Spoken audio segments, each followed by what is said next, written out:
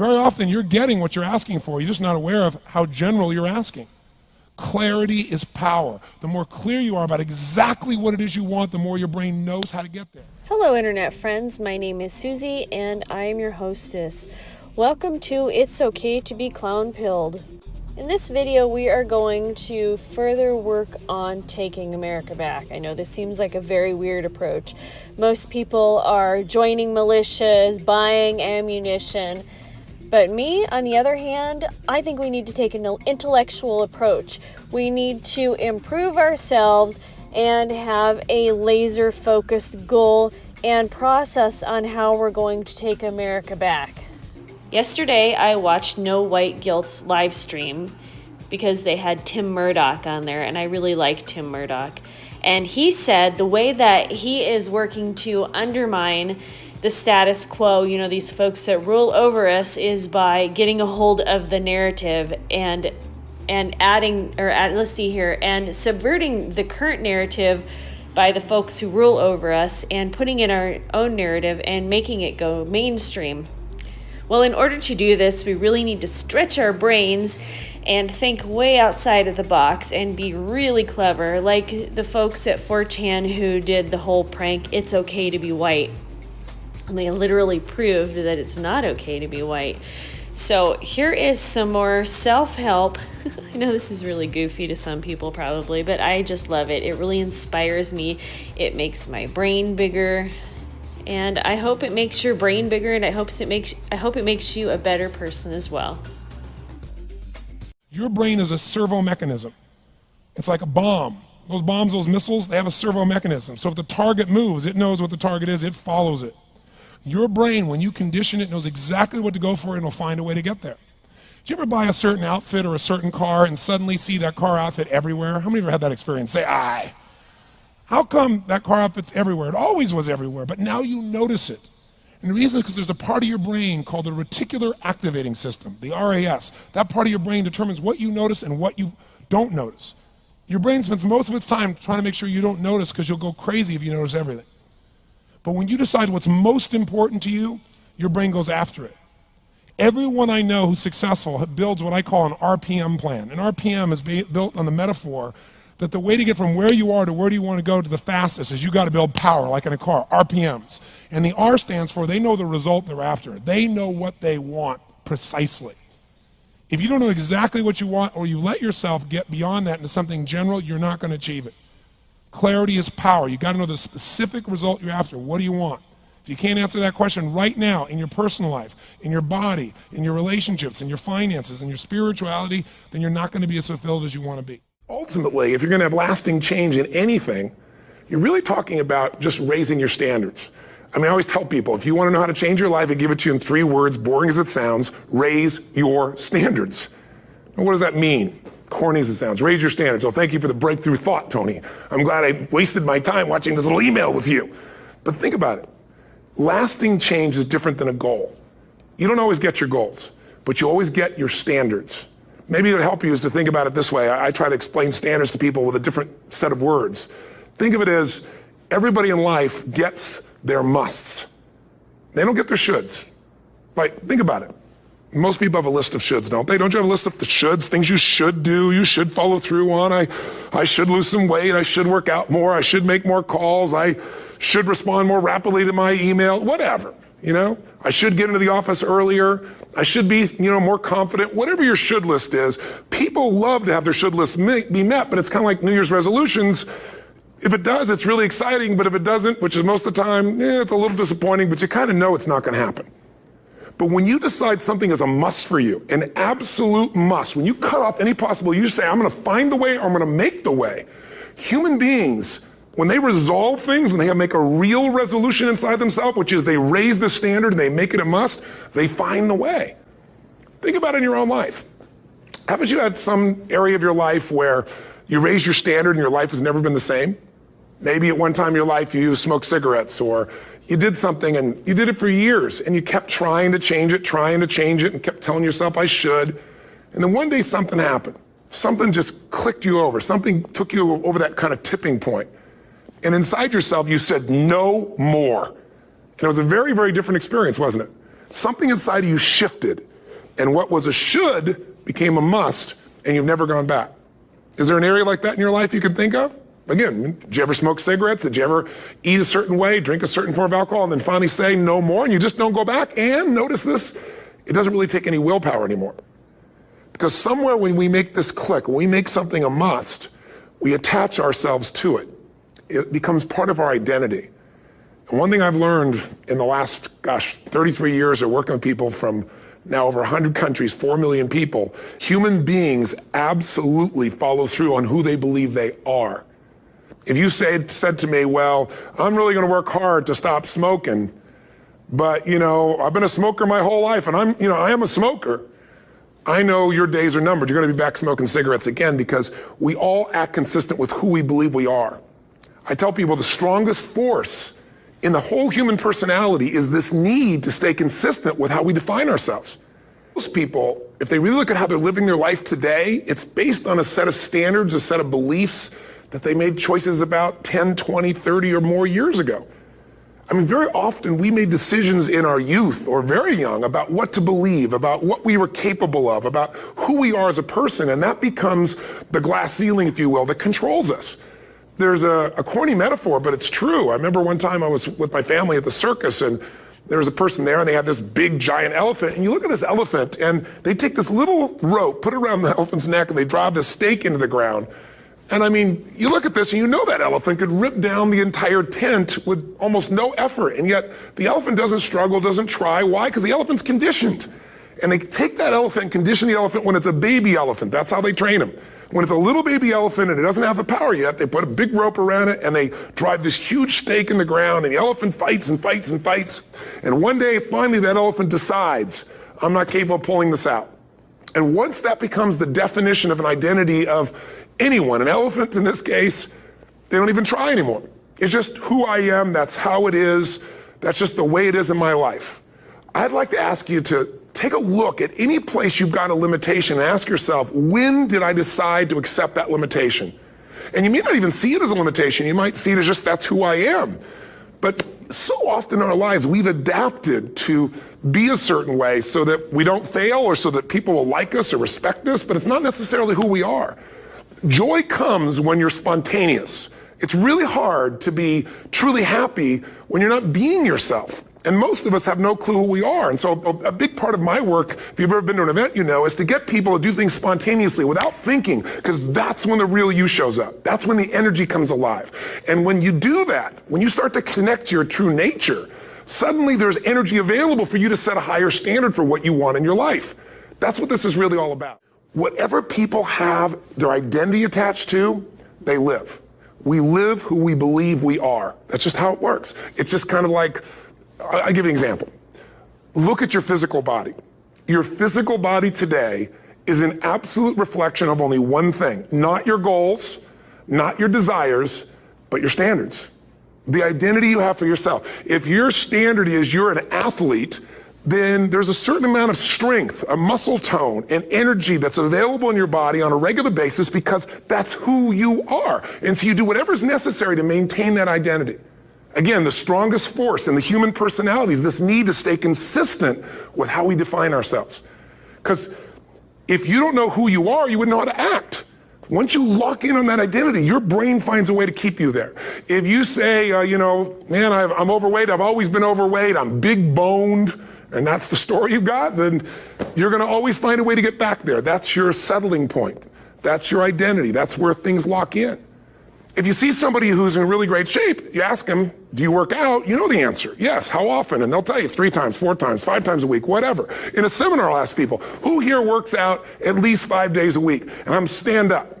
And you look around that room, and you know that they work out 5 times a week because you can see their body. You don't just get a result without some kind of action, without some form of ritual. Ritual meaning actions you do consistently. Now, do you think those people that are out there working out 5 days a week, do they have more time than you do? Or I have, or anybody else? Of course not. Is their life less busy? Of course not. It's just a must for them. They must work out that way, and they've made that turn and their life's changed. So I'm not saying you have to work out 5 days a week. I'm just saying whatever you really want, wants don't get met consistently. Standards do. Whatever you identify, this is who I am. And so it's not so much about changing your identity as it is expanding it. Deciding that, instead of your goal is to lose 10 pounds, which is not compelling, what if your vision was to get back to my fighting weight? This year, this month, this next 90 days, I'm going to transform my body. I'm going to take on a new challenge. I'm going to find some technique or strategy, there's a million of them, that can reframe myself where I want to feel younger, stronger, more vibrant than ever before. Here's my reasons. Because I want the energy to really make my life work. Because it's tough out there and I want to be stronger than I've ever been before. I want to go in front of the mirror and if I'm naked, not, want to laugh. I want to look there and take a good look and go, yeah, I'm proud of whatever I see there. Whatever it takes, something's going to make you laugh, smile, something that's going to tease yourself, but something's going to move you to another level. If you identify yourself in a new way and you own that every day, and that becomes the standard of how you live, you'll find the way to make that standard real. Money's the same way. Think about it. It doesn't matter what's happening, quote unquote, in the marketplace. People that make money find a way to make money no matter what, don't they? I mean, most people's standard is to pay their bills. So that's what most people find a way to do, even when economic times get tough. Most people, if that's their absolute standard, they find a way. Some people's standard is pay their bills most of the time. And so most of the time they do. Some people's standard is not just to pay their bills, but to take care of their family and maybe even some of their friends. And they find a way. In fact, some people may be in a family where they don't have enough money. They barely have money to pay their bills. They work their guts out. And then somebody, their mother, their father, somebody else, their sister gets ill, and there's not enough money to take care of it. Nobody else has money in the family. They don't either, but they find a way to get that money to take care of their mother or father, don't they? And pay their bills. They never could do it before. Why? The situation made them raise their own standard. And not everybody does that. Somebody else in the family might have money and still not take care of their mother. It all comes down to the inner game, my friends. Changing your life is a change in the inner game. The outside world you can't control, but you have absolute control over this one if you learn the dynamics of what shapes you. And identity is one of those simple, clear, fundamental basics that if you start to shift it, everything else will shift in your life as well. Somebody once said you can take all the money in the world out of the hands of everybody, out of all the wealthy people in the world who are really successful, give it to other people. It wouldn't take too long, those people would have it back in their hands. It's not because they're manipulative, it's because they have a standard. Some are manipulative, don't get me wrong, but they've got a standard of what they're going to find a way to make happen. I'm just simply saying to you, take those 3 magic words and live them. Raise your standard. Everything in life is always changing. We don't have to work on change. Change is automatic, but progress is not. So if you want to make real progress, then you really got to look at your life in a different way. You got to say, I got to take control of this process and not just hope it's going to work out like people do who make a resolution. Treat people at the end of the relationship like it's the beginning and there won't be an end. Whenever people fail to achieve their goals 99.9% of the time, and you ask them why, they'll tell you it's because of a lack of resources. That's what all these things are. I didn't have the support, right? I didn't have the money, we didn't have the time, we didn't have this, we didn't have that. There's a resource that people believe is missing. And that resource belief structure then keeps people from ever being able to really lead. Because what leaders do is they find a way to maximize whatever resources they have, as little as they may be, and they don't believe in limited resources. Resources are interesting, but the ultimate resources are the feelings of emotion that make you resourceful. Think of it this way, resourcefulness is the ultimate resource. What do I mean? What are the emotions that make all this possible? What's the fuel that takes an idea from being in your head where you intellectually know what to do? Success and failure are not giant events. They don't just show up. You don't just suddenly become successful or suddenly have this cataclysmic event that makes you fail. It may look that way, but failure comes from all the little things. It's failure to make the call. It's failure to check the books. It's failure to say, I'm sorry. It's failure to push yourself to do things physically that you don't want to do. And all those little failures day after day come together until one day some cataclysmic event happens and you blame that. That event happened because you missed all the little stuff. Do you agree with me? And success, by the way, is not some overnight event. It's all these little things. Success is having a vision. Success is making it compelling. Success is really seeing it and feeling it every day with strong enough reasons. Success is feeling the sense that I'm here to grow and I'm here to give something to the world more than just myself. All the little stuff. That's where success comes from. Leverage is critical. You know how I get so much done? Because I don't just get it done. I know the outcome, I know the purpose, and I look for leverage. Leverage is different than delegation. What's the problem with delegation? Delegation is you have all that needs to be done, so you give it to someone else, and you tell them what needs to be done, and when they don't do it, you're pissed off. Leverage says, I can move the biggest boulder in the world with a little bit of effort if I got something I can do it with, but I'm still part of it. So leverage is, if I'm going to leverage something here with Tom, I'm going to make sure Tom understands the what? The outcome. I want to make sure Tom understands the purpose, the why, and the action. But I might say to Tom, if you can get this done without this action or better action, go for it, baby. And I want to talk to you on this date, and we got to promise him we're going to check in before it's needed. So there's no surprises. And if you're having problems, Tom, come back to me because we're partners on this. That I call leverage. And you know what I do when I have no time? There is time. I just got to leverage it. Now you say, I have no one to leverage it to. You know, Shane over here, right? I got all the stuff he wants to do, he can't leverage it. But Shane's answer was, hire somebody, then he thinks about what it's going to take and goes, $125,000, I can't do that now. He's getting caught up in one way to get the outcome. Leverage. He goes through his list and goes, what if I got someone to do 20% of this stuff? I could spend 20 grand to get that much freedom. I could pay for it times 10. And if I'm really productive, my productivity should enhance the world, not only my clients and customers, but it should provide jobs for other people. And if there's anything you hate to do, it's because you're either ineffective at it or you don't think it's very important, but it is urgent. So you need to hire somebody for those things. And ideally, somebody who loves that job. You're never going to grow when your time is eaten up for activities that aren't that important. Activity without high levels of purpose is the drain of your fortune. Do it now. If you can't get it all now, do a part of it now. Leverage is power. Leverage is ultimate power. Here's what I've created for my life, and anyone I know has succeeded. I'm a 17-year-old kid from Azusa, California, with no real education other than self-education, with no background, with parents that did their best, all of them, with no money, but I did one thing. I love people, and I had an enormous demand I made upon myself, and I sculpted my mind and my emotions to get me to do whatever it would take to achieve and to contribute. But to do that, I did it by using my body and changing my focus. I did it by putting myself in a peak physiology and using what I call incantations. Can you train yourself to believe something, yes or no? Absolutely. How many of you ever made the fatal mistake of going to Disneyland or Disney World, and while you're there made the fatal mistake of going to a ride called It's a Small World After All? What happens for about a week after you're out of that damn place? You're still singing this thing in your head in 24 languages, right? Well, let me tell you something. How many of you have things when you want to go achieve them and this part of your voice goes, oh, it's not going to happen, or forget it? How many got a voice that sometimes interrupts that good pattern? Say I. And what you want to do is train a new one. So starting when I was 17, I started doing incantations, not affirmations. Affirmation, you go, I'm happy, I'm happy, I'm happy, I'm happy, I'm happy. What's the problem? You haven't changed your what? Your what? Physiology. If you don't change your physiology, you won't get anything. So in incantations, not only you speak it, but you embody what you're saying with all the intensity you can. And you do it with enough repetitions that it sticks in your head. Like It's a Small World, now the conversation in your head is always the same and it gives you what you want. So you use your body and your voice.